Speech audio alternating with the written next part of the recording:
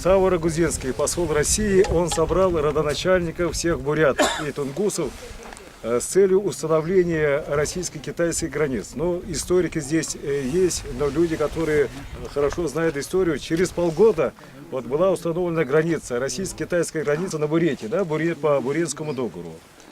Поэтому вот в начале вот, Сава Рагузинский собирал здесь, и поэтому здесь состоялся первый съезд, можно сказать, всех бурятских племен и тунгусов. Вот этот памятник был возложен в 2007 году именно в честь 280-летия вот этого первого бурятского съезда. Сава Рагузинский усердно изучал состояние и настроение, обычаи и традиции бурятского народа.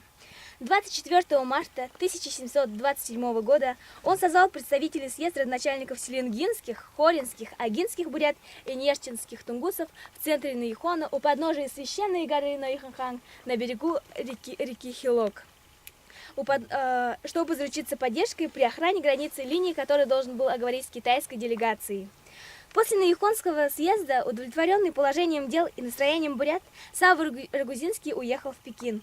И после долгих споров и разногласий договорился с китайской делегацией Юньчжэн о подписании нового договора о границах. До середины 19 века бурятские казаки не имели права носить огнестрельное оружие, потому что император сомневался, если получил огнестрельное оружие, бурятские казаки повернут это оружие против России. Но когда убедили, что буряты и тунгусы служат исправно, преданы России, в середине 19 века было предложено выдать огнестрельное оружие нашим казакам. Казачество Бурятии, особенно селенгинское казачество, имеет очень большую традицию.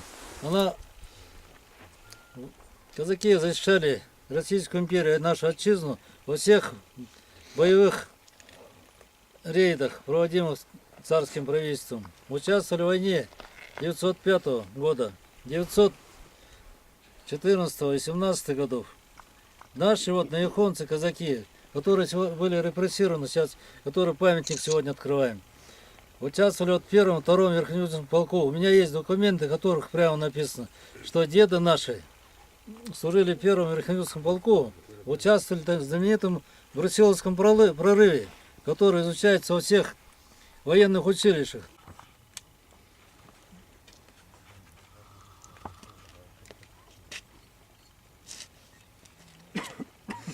Сава Рагузинский приехал специально на Наихон.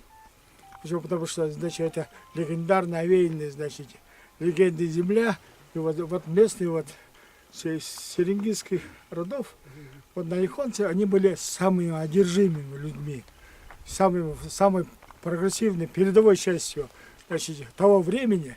И они, значит, решили акцентировать внимание именно на наихонских, значит, жителей, казаков, поскольку они, значит, 25 лет без булды, как говорят, значит, они отдавали, значит, служению, значит, своему царю, значит, своей родине. Так. Что ты, да, на речку смотришь?